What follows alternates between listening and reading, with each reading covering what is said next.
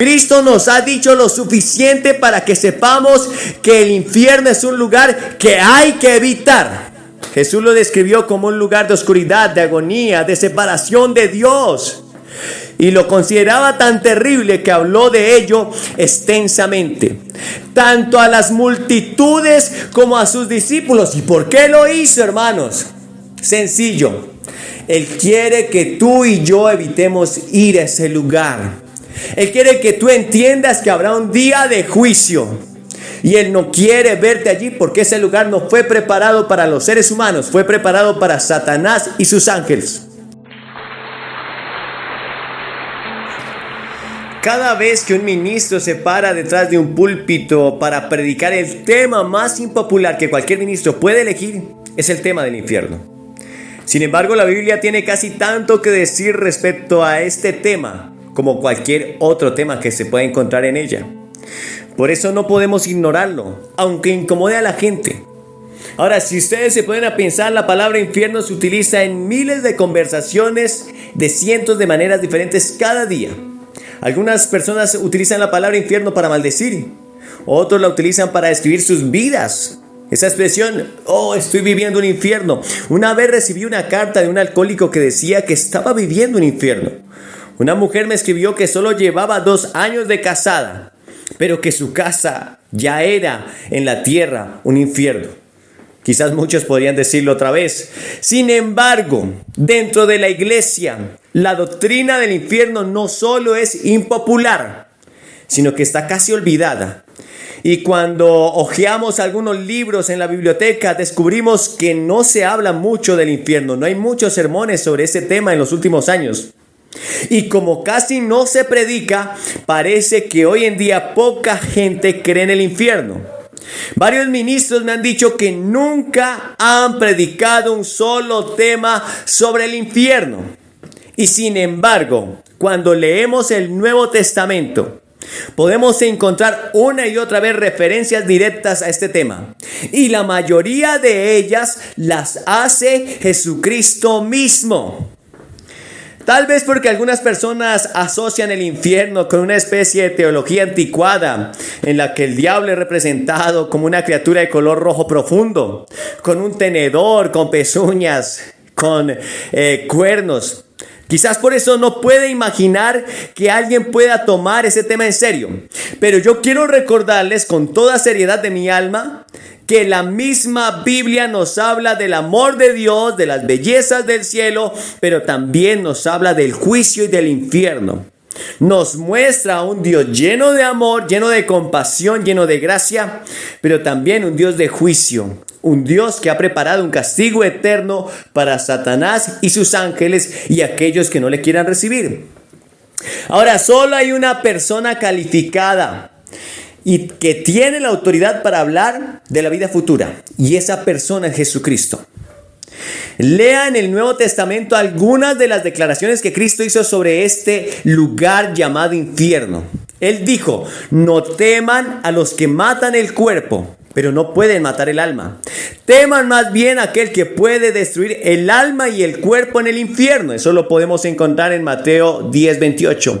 Luego dice: luego dirá a los que estén a su izquierda: apártense de mí, malditos, al fuego eterno preparado para el diablo y sus ángeles. Mateo 25:41. Incluso podemos oír algunas personas que dicen que viven según el sermón de la montaña y que por eso no pueden creer en el infierno. Pero escuchen lo que Cristo dijo en el sermón del monte: pero yo les digo que todo el que se enoje con su hermano quedará sujeto al juicio del tribunal, y cualquiera que maldiga a su hermano quedará sujeto al fuego del infierno. Mateo 5:22.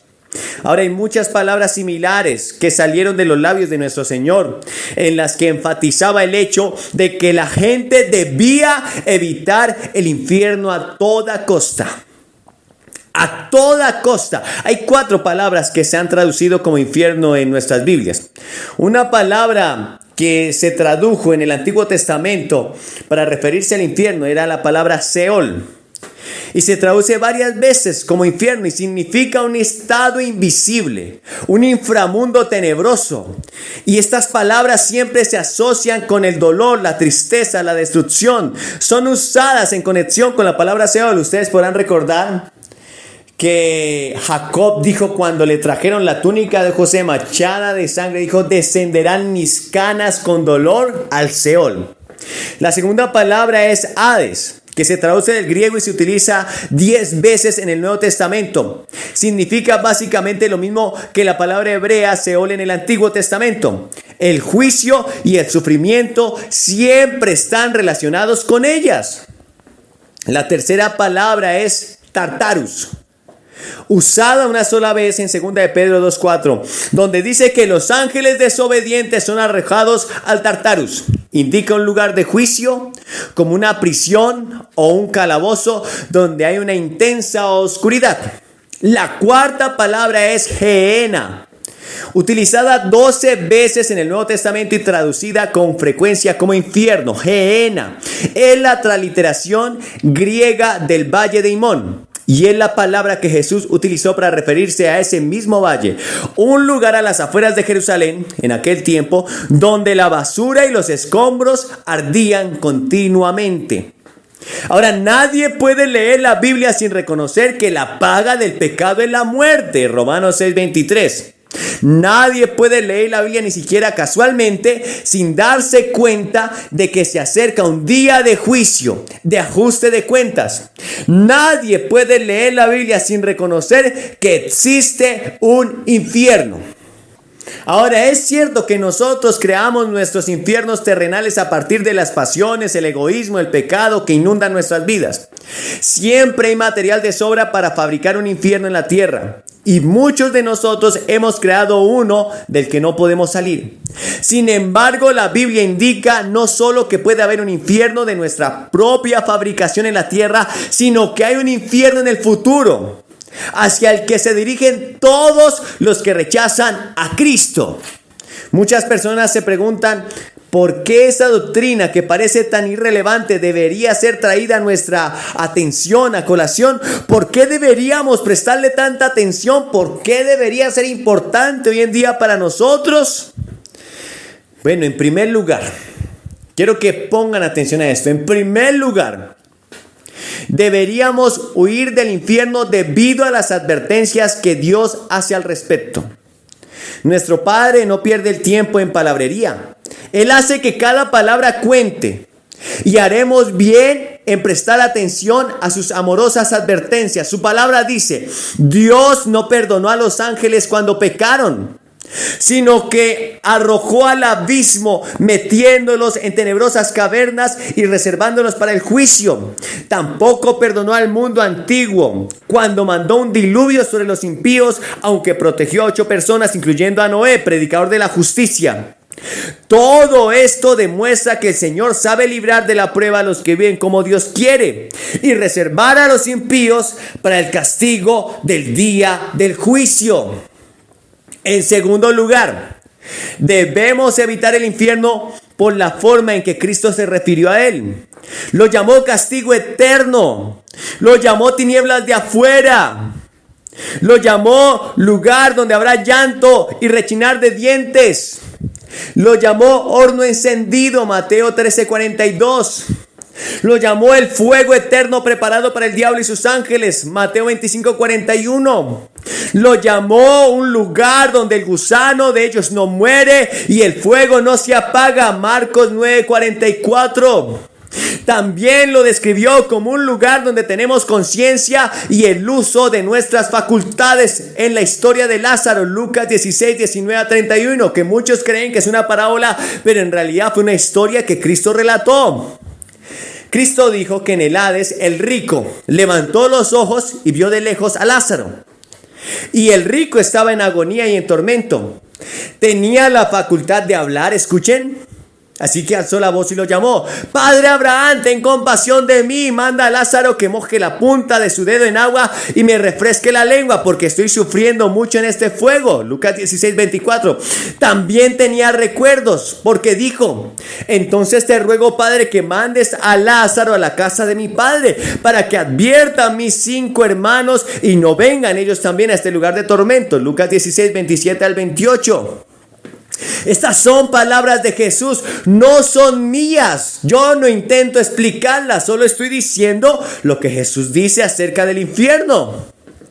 Cristo nos ha dicho lo suficiente para que sepamos que el infierno es un lugar que hay que evitar. Jesús lo describió como un lugar de oscuridad, de agonía, de separación de Dios. Y lo consideraba tan terrible que habló de ello extensamente, tanto a las multitudes como a sus discípulos. ¿Y por qué lo hizo, hermanos? Sencillo. Él quiere que tú y yo evitemos ir a ese lugar. Él quiere que tú entiendas que habrá un día de juicio. Y Él no quiere verte allí, porque ese lugar no fue preparado para los seres humanos, fue preparado para Satanás y sus ángeles. Pero inevitablemente muchos seres humanos irán allí al rechazar al Hijo de Dios.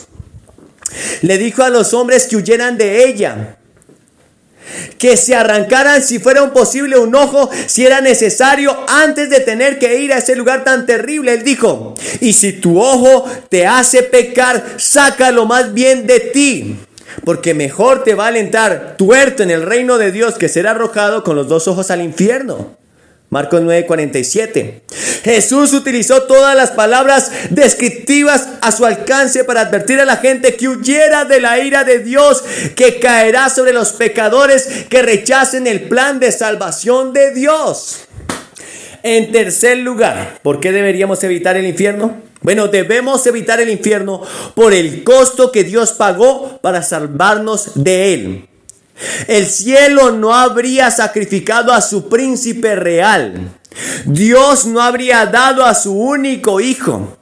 Y Cristo no hubiera muerto voluntariamente en la cruz si la pena que enfrentaba a la humanidad hubiera sido cosa menor. Dios nos amó tanto que dio a su Hijo unigénito para morir en nuestro lugar y salvarnos del juicio de nuestro pecado. Por último, debemos evitar el infierno, porque Dios no creó el hombre para que fuera al infierno. El infierno fue creado para el diablo y sus ángeles. Pero si insistes en rechazar a Cristo, entonces elegirás estar destinado a pasar la eternidad con el diablo y sus ángeles.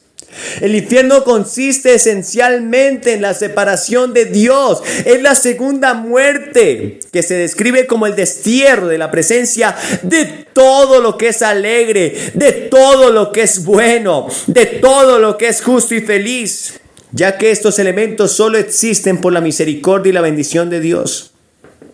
La Biblia tiene otras terribles descripciones concernientes a la terrible condición en la que el alma sin Cristo se encontrará después de la muerte. Sin embargo, la gente suele prepararse para todo excepto para la muerte.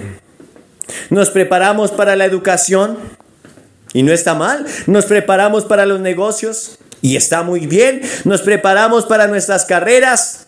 Es mejor. Nos preparamos para el matrimonio y es necesario. Nos preparamos para la vejez y debiéramos hacerlo. Nos preparamos para todo excepto para el momento en que vamos a morir. Pero la Biblia dice: está establecido que los seres humanos mueran una sola vez y después de esto venga el juicio. Hebreos 9:27. Todos quisieran ignorar la muerte, pero todos deberán afrontarla un día. El príncipe, el campesino, el tonto, el filósofo, el asesino, el santo. La muerte no conoce límite de edad ni parcialidad. Y después de la muerte hay una cita con Dios en el día del juicio. Y todos los que hayan ignorado deliberadamente a Dios durante su vida serán desterrados de su presencia. Si ahora estás alejado de Dios y no tienes una relación personal con Jesucristo, en muchos sentidos estás en el infierno, ya que el infierno es estar separado de Dios. No fuimos hechos para el pecado, hermanos. No fuimos hechos para la esclavitud. Fuimos hechos para la vida, para el gozo, para la paz, para la felicidad, para el amor, para el cielo y para Dios. Cristo es el camino, Él es la verdad, Él es la vida. Él dijo: el que cree en mí tiene vida eterna. Pero el que rechaza al Hijo no vendrá a esa vida, sino que permanecerá bajo el castigo de Dios. Juan 3:36. Es necesario que hoy renuncies a tu pecado, te arrepientas de tus pecados y recibas a Cristo como tu Señor y Salvador. En este momento deberías entregarle tu vida a Cristo y deja que Jesús entre en tu vida. Entrégale tu corazón y tu devoción. Él dice: hijo mío, dame hoy tu corazón y miren tus ojos por mis palabras. ¿Por qué Él pide el corazón? ¿Por qué Él no pide tu mente? ¿Por qué Él no pide tus riñones? ¿Se han preguntado? Bueno, Él pide el corazón porque la Biblia dice que de Él mana la vida.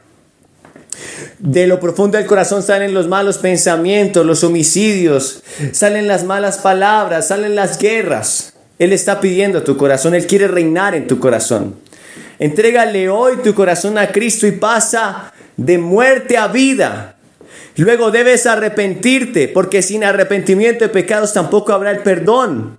Y debes comenzar a seguir a Cristo en este camino. Solo así te salvarás de un día ir a ese lugar de tormento, de dolor, de separación eterna de Dios y de sufrimiento. No hay otra forma. Solo a través de la sangre de Cristo, solo a través de ese camino que Él abrió a través de su cuerpo cuando fue destrozado allí en esa cruz, solo a través de ese sacrificio que Él hizo por ti y por mí, podemos entrar ante ese trono de gracia y ser librados del infierno. ¿Estás dispuesto a entregar tu vida hoy a Él? Tendrá un costo. No el costo de tu salvación porque lo pagó Cristo, pero tendrá el costo de tu propio pecado. Te costará negarte a tus propios deseos malos y mundanos. Te costará el dejar de hacer tu voluntad y entregarle tu voluntad a Cristo. Pero será la mejor decisión. Entrégale hoy tu vida a Cristo. Esperamos que este mensaje haya sido una gran bendición para tu vida y que hoy puedas tomar una decisión por Cristo. Si es así, solamente repite esta oración. Señor Jesús, hoy reconozco que soy pecador. Me arrepiento de haber fallado y haber pecado contra ti. Te pido que me ayudes a seguirte, a amarte y a glorificarte, que entres en mi corazón, que escribas mi nombre en el libro de la vida y que yo pueda servirte en santidad y justicia. Si este contenido ha sido una bendición para ti, te pedimos que te suscribas a nuestro canal, que compartas este mensaje con aquel que tú sabes que lo necesita y que sigas adelante en el camino cristiano. Busca una iglesia donde se predique la palabra de Dios.